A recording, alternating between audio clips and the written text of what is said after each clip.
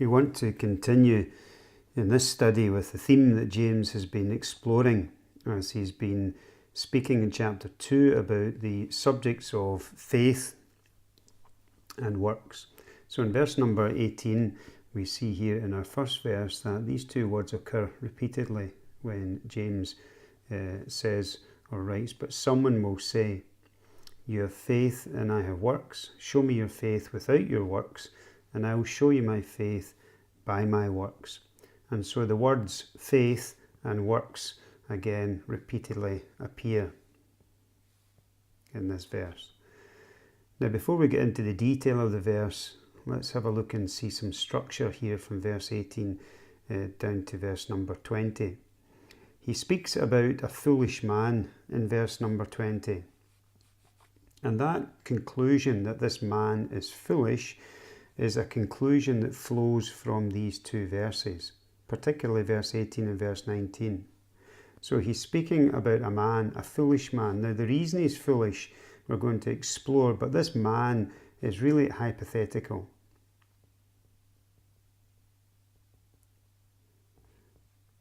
And the man is, verse number 18, described in this way as speaking, but someone will say. So that someone here in verse 18 is that foolish man down here in verse 20. So the someone is described as foolish. And then down here in verse number 19, that same person is referred to here as you. So we could read it as follows, but someone will say. Who is that someone? That's the foolish man. Someone will say, you have faith and I have works. Show me your faith without your works, and I will show you my faith by my works. You believe that there is one God, you do well. Even the demons believe and tremble. But do you want to know, foolish man, that faith without works is dead? So as we bring it back up to verse number 18, we discover this, that this someone is speaking. Now the word say, we've seen that repeatedly used when he's been speaking about faith, someone who professes, someone who uses words and doesn't back it up with action, someone whose words are empty. So here are words again.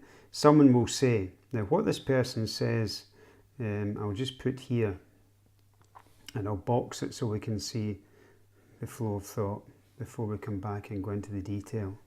Someone will say, you have faith and I have works. Now that is what this someone is professing. He is saying that there's nothing wrong with faith or works. They're basically good. But you don't need to have both. So he says, you have faith, I have works. It's not that one is better than the other. It's not that you need both. You have one, I have another.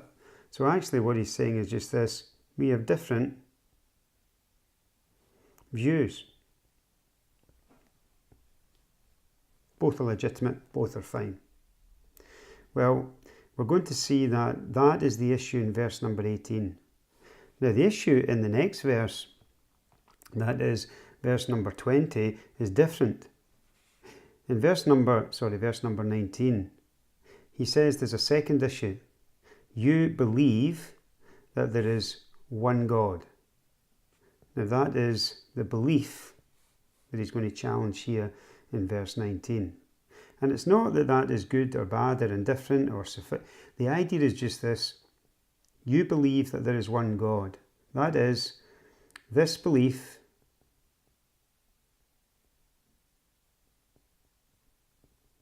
is enough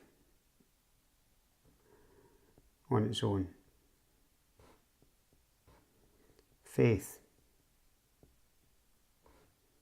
Right down here. Faith without works. So what is this faith? Essentially it's here. There is one God. Now he's going to deal with that, and we'll deal with that as we go on. And then the conclusions in verse number 20. So let's come back up to verse 18. So when we come to verse number 18, we see this someone has been speaking and saying, now this is hypothetical, and this person is separating out faith from works and basically saying that you can have one without the other. You don't need both. He's saying that there can be, and let's just put something up here, there can be alternative viewpoints for Christians on this issue. So you can have faith or you can have works.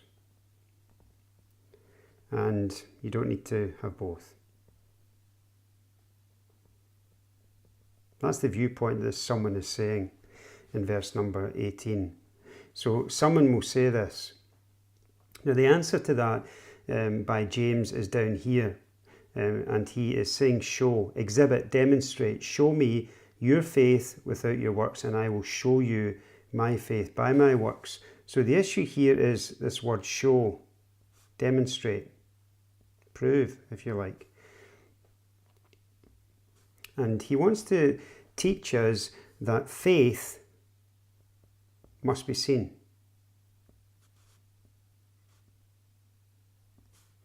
Let me put this here. It is not invisible.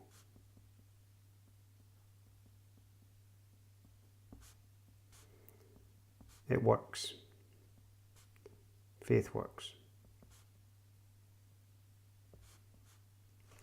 So let's read this again in verse 18. He says, but someone will say, this is this hypothetical person with a proposition, you have faith and I have works. So he's saying separate faith from works. One person has faith, another person has works. Well, the answer to that is, show me your faith without your works and I will show you my faith by my works. So he says that viewpoint of faith and works being separate, in other words, you can have faith but there's no works, is not valid. He says, I will show you my faith by my works. The works show, demonstrate the reality of the faith. You need both for it to be living, saving faith. Now into verse number 19. He's been speaking about faith and works, so he uses this word believe and the word you, so you believe. Here is an example of faith, as we would commonly describe it, believing, faith. And he says here that you believe that there is one God. So we're talking here about monotheism. Now that doctrine of one God is very precious in the Old Testament and very different from the nations round about Israel at that time who had many gods. But the Old Testament teaches that there is one God. He's a loving God. He's the God of the Bible. Now, when you think about this idea of monotheism, this is a good thing. He says, you do well. This is not a bad thing. This is a good thing. This is right and good to believe. So when he says that you believe that there is one God, this is a very positive, good thing. That's actually what the Bible teaches. But that on its own, without works,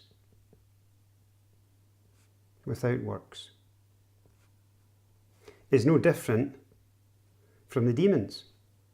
Because even the demons who are not saved, who most certainly don't have saving, living faith, they also believe.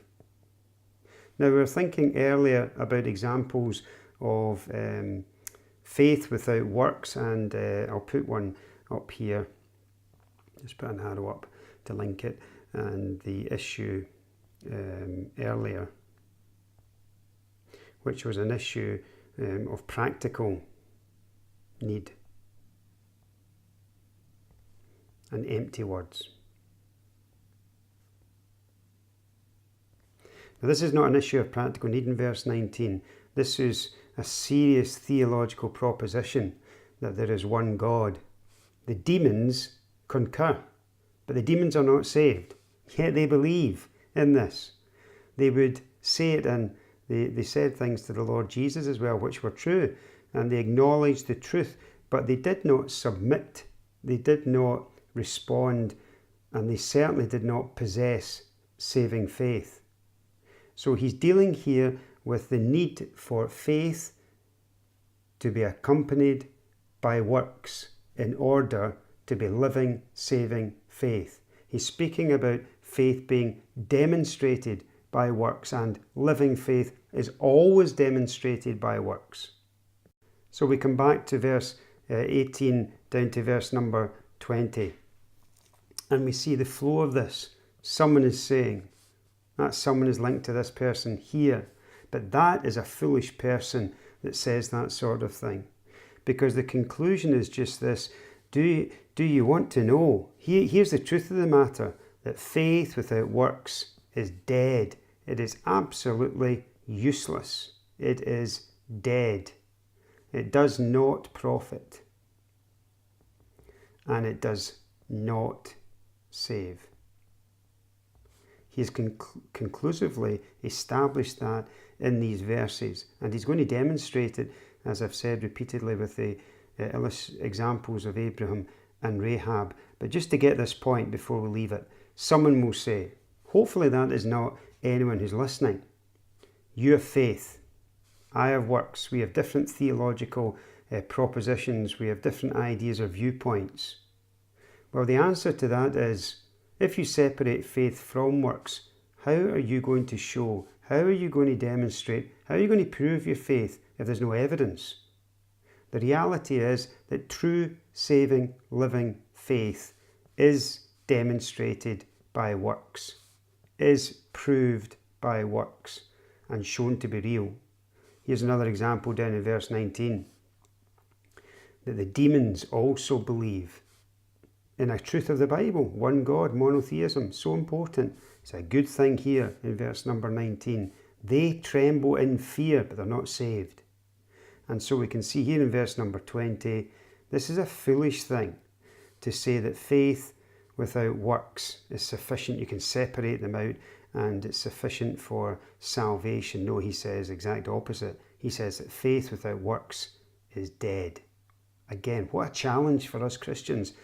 What a challenge when we profess faith in the Lord Jesus Christ. We need to check, we need to think about the works aspect of this. Is my faith demonstrated? Is it proved? Is it evidenced by a change in me which can be seen, which can be heard? Faith proved, evidenced, shown by works.